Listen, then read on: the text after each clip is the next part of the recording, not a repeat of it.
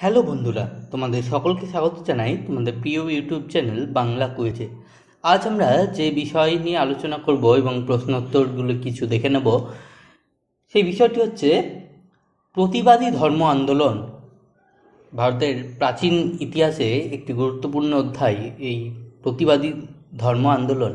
সেখান থেকে বাছাই করা কিছু প্রশ্নোত্তর, যেগুলি বিভিন্ন সময় বিভিন্ন প্রতিযোগিতামূলক পরীক্ষায় এসেছে, সেই সকল প্রশ্নোত্তর দেখে নেব।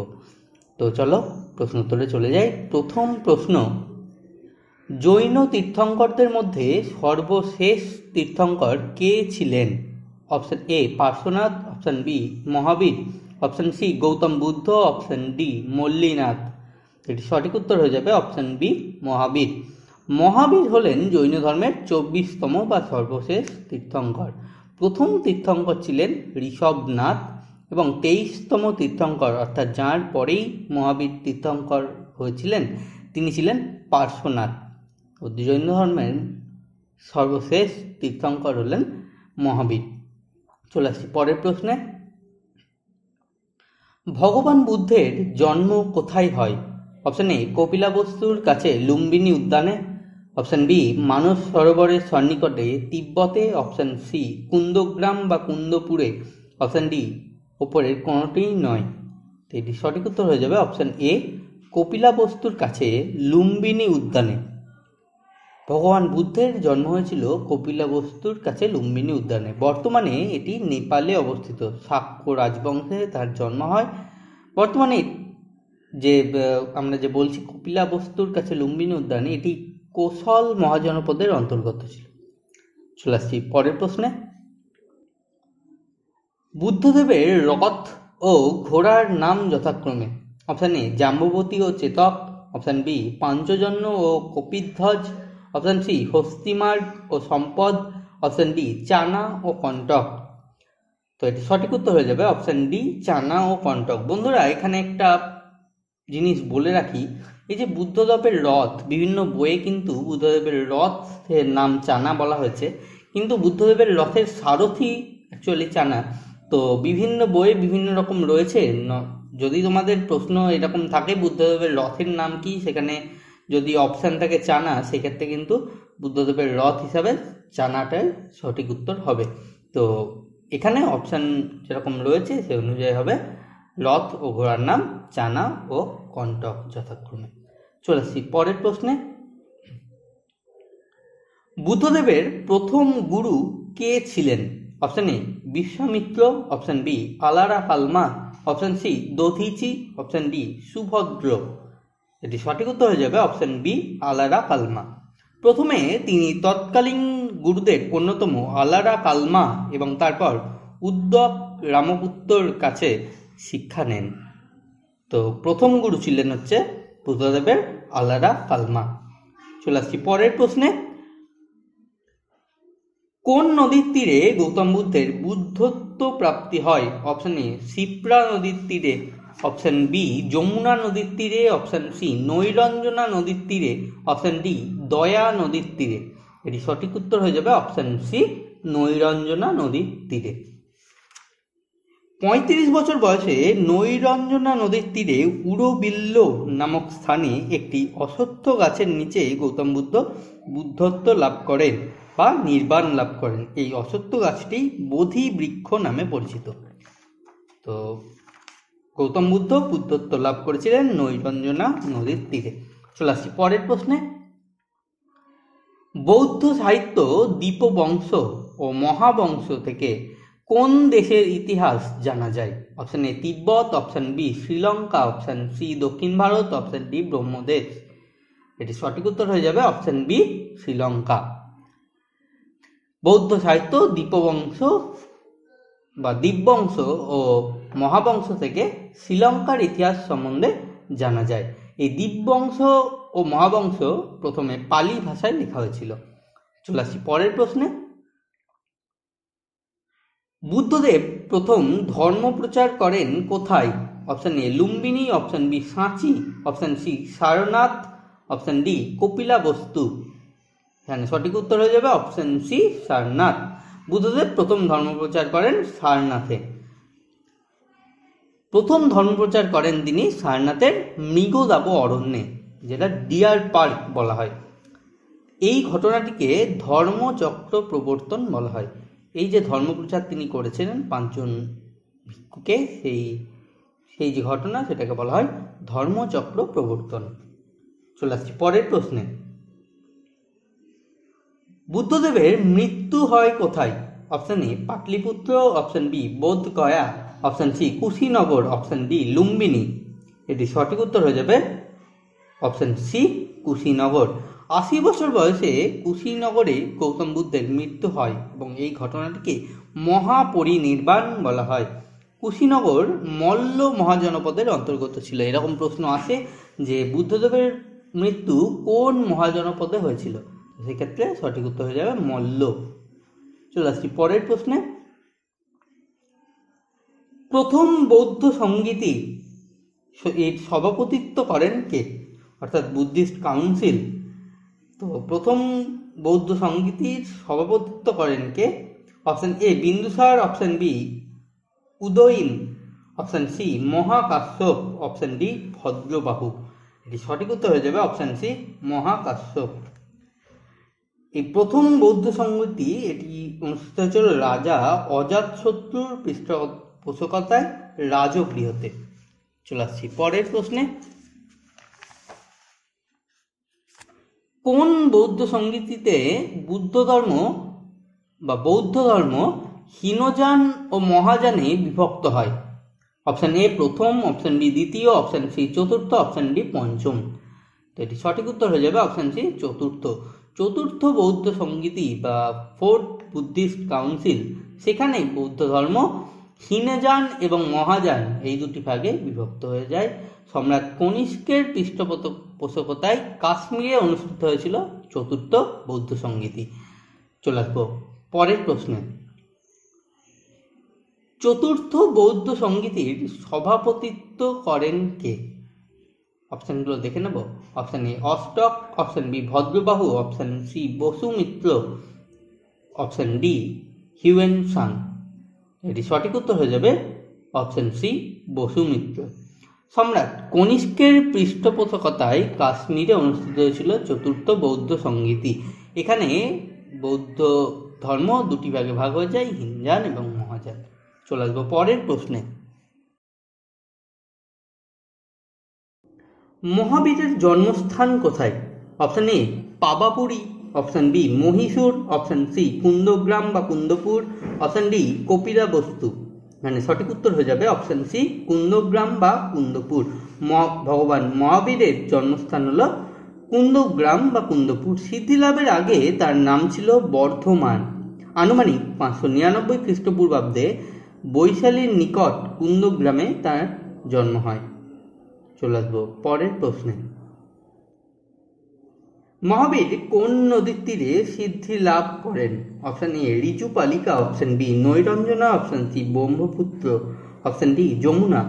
এক্ষেত্রে সঠিক উত্তরটি হয়ে যাবে অপশন এ ঋজুপালিকা।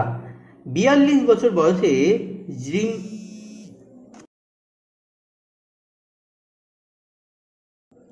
জিমরিকা গ্রামের কাছে ঋজুপালিকা নদীর তীরে মহাবীর সিদ্ধি লাভ করেন। তো মহাবীর কোন নদীর তীরে সিদ্ধি লাভ করেন? ঋজুপালিকা। এবং এর আগে দেখেছি গৌতম বুদ্ধ কোন নদীর তীরে বুদ্ধত্ব লাভ করেন, সেটা হবে নৈরঞ্জনা নদীর তীরে গৌতম বুদ্ধ বুদ্ধত্ব লাভ করেছিলেন। তো চলে আসবো পরের প্রশ্নে। কলিঙ্গরাজ খারবেল কোন ধর্মের অনুগামী ছিলেন?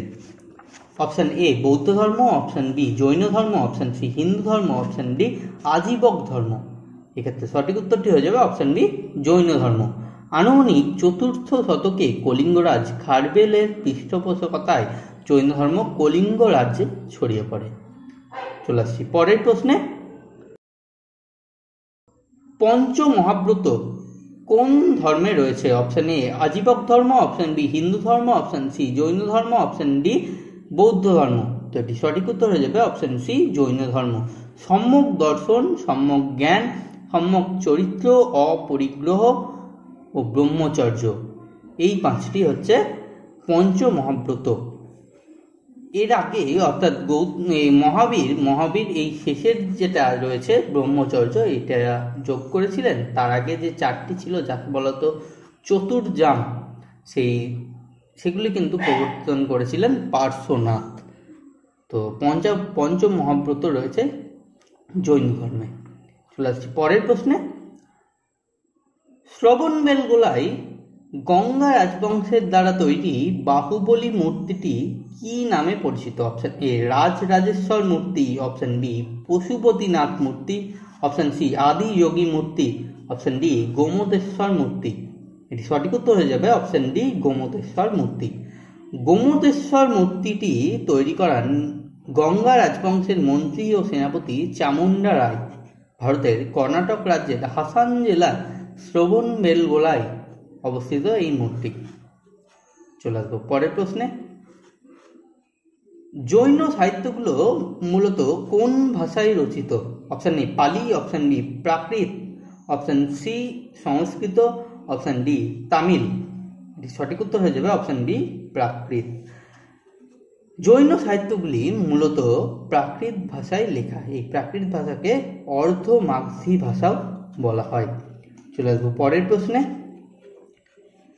নিচের কোনটি জৈন মন্দিরের উদাহরণ? অপশন এ দিলওয়াড়ার মন্দির, অপশন বি কোনারক মন্দির, অপশন সি পুষ্করের মন্দির, অপশন ডি বোধগয়ার মন্দির। তো এটি সঠিক উত্তর হয়ে যাবে অপশন এ দিলওয়াড়ার মন্দির। রাজস্থানে আরাবল্লী পর্বতের উপরে রয়েছে এই জৈন মন্দিরটি। তো দিলওয়াড়ার মন্দির এটি একটি জৈন মন্দির। চলে আসবো পরের প্রশ্নে। রাজস্থানের দিলওয়াড়ার জৈন মন্দির নির্মাণ করেছেন কোন বংশের রাজারা? তো এই যে আগে পড়লাম দিলওয়াড়া মন্দির, এটি একটি জৈন মন্দির, সেটি নির্মাণ করেছেন কোন বংশের রাজারা? অপশন এ সিসোদিয়া বংশীয় রাজারা, অপশন বি মৌর্য বংশের রাজারা, অপশন সি গুপ্ত বংশের রাজারা, অপশন ডি সোলাঙ্কি। তো এটি সঠিক উত্তর হয়ে যাবে অপশন ডি সোলাঙ্কি রাজারা। সোলাঙ্কি রাজবংশ সেই রাজারা রাজস্থানের দিলওয়াড়া জৈন মন্দির সেটি নির্মাণ করেছিলেন। চলে আসবো পরের প্রশ্নে। আজীবক ধর্মের প্রতিষ্ঠাতা কে? Option A Adi Shankaracharya, option B Makkhali Gosala, option C Tivara, option D কোনোটিই নয়। এখানে সঠিক উত্তর হয়ে যাবে অপশন বি মাক্কালি গোসালা। এই গোসালা ইনি কিন্তু আজীবক ধর্ম প্রতিষ্ঠা করেছিলেন। দেখে নেব পরের প্রশ্ন। জাতকের গল্পগুলি কোন ভাষায় লেখা? Option A Sanskrit, option B Pali, option C Prakrit, option D Vedic. এটি সঠিক উত্তর হয়ে যাবে অপশন বি পালি। জাতক অর্থ জন্মগ্রহণকারী। জাতক এর অর্থ হচ্ছে জন্মগ্রহণকারী। গৌতম বুদ্ধের পূর্ব জন্ম সমূহের কাহিনী ভাণ্ডার হচ্ছে এই জাতকের গল্পগুলি। তো জাতকের গল্পগুলি কোন ভাষায় লেখা? পালি ভাষায় লেখা। চলে আসছি পরের প্রশ্নে। ত্রিপিটকের পিটক কথাটির অর্থ কি? অপশন এ গ্রন্থ, অপশন বি সত্য, অপশন সি সিদ্ধান্ত, অপশন ডি ঝুড়ি। এটি সঠিক উত্তর হয়ে যাবে অপশন ডি ঝুড়ি। ত্রিপিটক অর্থাৎ 3টি পিটক, সেই পিটক কথাটির অর্থ হলো ঝুড়ি। বৌদ্ধ ধর্মে যে 3টি পিটক রয়েছে সেগুলোই একত্রে বলা হয় ত্রিপিটক। 3টি পিটক হলো সূত্র পিটক, বিনয় পিটক এবং অভিধম্ম পিটক। চলে আসবো পরের প্রশ্নে। দ্বাদশ অঙ্গে কার প্রচারিত ধর্মমত বর্ণিত আছে? Option A Buddha, option B Mahavir, option C Rishabhanatha, option D Shankaracharya. তো এটি সঠিক উত্তর হয়ে যাবে অপশন বি মহাবীর। প্রাকৃত ভাষায় রচিত দ্বাদশ অঙ্গ, এটি জৈনদের প্রধান ধর্মগ্রন্থ বলেও পরিচিত। বুদ্ধ জন্মগ্রহণ করেন অপশন এ 523 খ্রিস্টপূর্বাব্দে, অপশন বি 563 খ্রিস্টপূর্বাব্দে, অপশন সি 623 খ্রিস্টপূর্বাব্দে, অপশন ডি 602 খ্রিস্টপূর্বাব্দে। ক্ষেত্রে সঠিক উত্তরটি হয়ে যাবে অপশন বি 563 খ্রিস্টপূর্বাব্দে। এটি WBCS প্রিলিমিনারি 2013-তে এসেছিল। তো 563 খ্রিস্টপূর্বাব্দে গৌতম বুদ্ধ জন্মগ্রহণ করেন নেপালের কপিলাবস্তুর লুম্বিনী উদ্যানে। চলে আসবো পরের প্রশ্নে। মহাবীর জৈনের মৃত্যু কোথায় হয়? Option A Vaishali, option B Pawapuri, option C Lumbini, option D Pataliputra. এক্ষেত্রে সঠিক উত্তরটি হয়ে যাবে অপশান বি পাওয়াপুরী। 527 খ্রিস্টপূর্বাব্দে 72 বছর বয়সে পাটনার নিকট পাওয়াপুরীতে মহাবীরের মৃত্যু হয়। চলে আসবো পরের প্রশ্নে। প্রাচীন ভারতে কতজন তীর্থঙ্কর ছিলেন? Option A 16, option B 22, option C 23, option D 24। তো সঠিক উত্তরটি হয়ে যাবে অপশান ডি 24। এর আগে আমরা পেয়েছি মহাবীর ছিলেন সর্বশেষ তীর্থঙ্কর, 24তম। মোট 24 জন তীর্থঙ্কর প্রাচীন ভারতে আমরা দেখেছি জৈন ধর্মে। প্রথম তীর্থঙ্কর হলেন ঋষভনাথ, 23তম পার্শ্বনাথ এবং সর্বশেষ অর্থাৎ 24তম তীর্থঙ্কর হলেন মহাবীর। চলে আসছি পরের প্রশ্নে। সর্বশেষ তীর্থঙ্করের নাম কি? সর্বশেষ তীর্থঙ্কর কিন্তু হয়েছেন, অপশানগুলো দেখে নেব। Option A Parshvanatha, option B Mahavira, option C Siddhartha, option D Shilabhadra. সঠিক উত্তরটি হবে আবারও মহাবীর। মহাবীর হলেন জৈন ধর্মের সর্বশেষ তীর্থঙ্কর।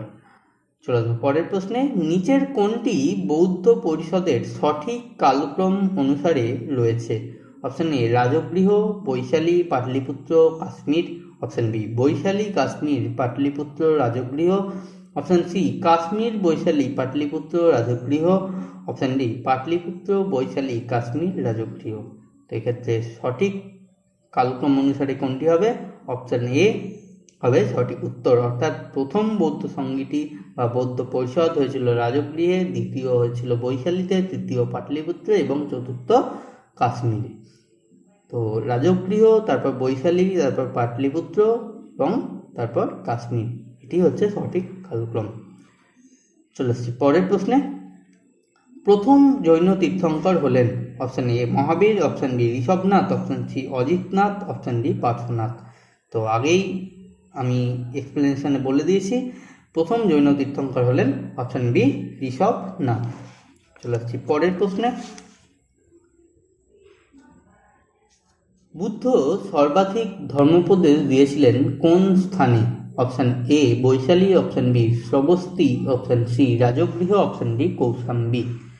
তো সঠিক উত্তর কি হয়ে যাবে? সঠিক উত্তর হয়ে যাবে অপশান বি শ্রবস্তি। যদি প্রশ্ন আসে কোন মহাজনপদে গৌতম বুদ্ধ সর্বাধিক ধর্মোপদেশ দিয়েছিলেন, তাহলে কিন্তু সঠিক উত্তর হয়ে যাবে কোশল মহাজনপদে। তো যদি অপশান থেকে শ্রবস্তি, তাহলে সেখানে শ্রবস্তি বা শ্রাবস্তি যদি থাকে, সেখানে বুদ্ধ সর্বাধিক ধর্মোপদেশ দিয়েছিলেন শ্রাবস্তি, সেটি হবে সঠিক উত্তর। জৈন তীর্থঙ্করদের জীবনী পাওয়া যায় কোন গ্রন্থে? অপশান এ ভগবতী সূত্র, option B Kalpasutra, option C নিরবফাল সূত্র, অপশান ডি তিরকুড্ড সূত্র। তো এটির সঠিক উত্তর হয়ে যাবে অপশান বি কল্পসূত্র। এর রচয়িতা হলেন ভদ্রবাহু। কল্পসূত্র হলো একটি জৈন ধর্মগ্রন্থ। এই গ্রন্থে জৈন তীর্থঙ্করদের জীবনী পাওয়া যায়। তীর্থঙ্কর পার্শ্বনাথ ও মহাবীরের জীবনী এই গ্রন্থে বিশেষভাবে আলোচিত হয়েছে।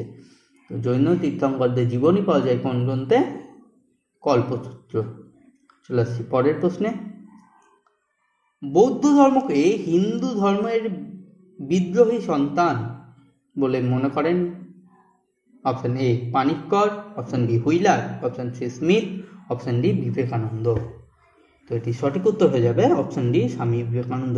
স্বামী বিবেকানন্দ 1893 সালে 26শে সেপ্টেম্বর শিকাগো ধর্ম মহাসভায় উল্লিখিত উক্তিটি করেছিলেন। বৌদ্ধ ধর্মকে তিনি বলেছেন হিন্দু ধর্মের বিদ্রোহী সন্তান।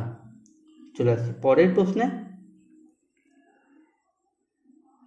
প্রথম বৌদ্ধ সম্মেলন কার আমলে হয়েছিল? Option A Ashoka, option B Ajatashatru, option C Kalashoka, option D Kanishka. এখানে সঠিক উত্তর হয়ে যাবে option B Ajatashatru.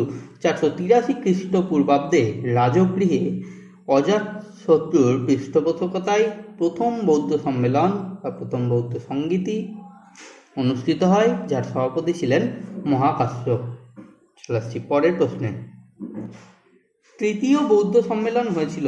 Option A 250 খ্রিস্টপূর্বাব্দে, অপশান বি 98 খ্রিস্টাব্দে, অপশান সি 261 খ্রিস্টপূর্বাব্দে, অপশান ডি 383 খ্রিস্টপূর্বাব্দে। এখানে সঠিক উত্তর হয়ে যাবে অপশান এ 250 খ্রিস্টপূর্বাব্দে। 250 খ্রিস্টপূর্বাব্দে পাটলিপুত্রে সম্রাট অশোকের পৃষ্ঠপোষকতায় তৃতীয় বৌদ্ধ সম্মেলন অনুষ্ঠিত হয়েছিল। এখানে সভাপতিত্ব করেছিলেন মোগলিপুত্র তিস্সা। চলে আসবো পরের প্রশ্নে। ত্রিপিটক কোন ধর্মের পবিত্র গ্রন্থ? ত্রিপিটক কোন ধর্মের পবিত্র গ্রন্থ? Option A Jain, option B Bauddha, option C Hindu, option D Parsi. তো সঠিক উত্তর হয়ে যাবে অপশান বি বৌদ্ধ ধর্ম। বৌদ্ধ ধর্মের পবিত্র গ্রন্থ হচ্ছে ত্রিপিটক। ত্রিপিটক অর্থাৎ 3টি পিটক নিয়ে ত্রিপিটক। পিটক কথার অর্থ ঝুড়ি, এটি পালি ভাষায় লেখা। বন্ধুরা, তোমাদের একটা জিনিস জানিয়ে দিই যে এই ভিডিওর ডেসক্রিপশনে তোমরা একটি লিঙ্ক পেয়ে যাবে। সেই লিঙ্কে গেলে তোমরা বৌদ্ধ ধর্ম এবং জৈন ধর্ম এই সম্বন্ধে ডিটেলসে তোমরা আরও পড়ে নিতে পারবে এবং তার পিডিএফ নোটসও কিন্তু তোমাদের জন্য সেখানে অ্যাভেলেবেল রয়েছে। তো চলো পরের প্রশ্নে চলে যাই। পঞ্চশীল কোন ধর্মের একটি মত? Option A Jain, option B Bauddha, option C Vaishnava, option D Shaiva. ক্ষেত্রে সঠিক উত্তরটি হয়ে যাবে অপশান বি বৌদ্ধ। বৌদ্ধ ধর্মের একটি মত হচ্ছে পঞ্চশীল। শীল অর্থাৎ নিয়ম বা নীতি। চলে আসবো পরের প্রশ্নে। শেষ জৈন সম্মেলন কোথায় অনুষ্ঠিত হয়েছিল?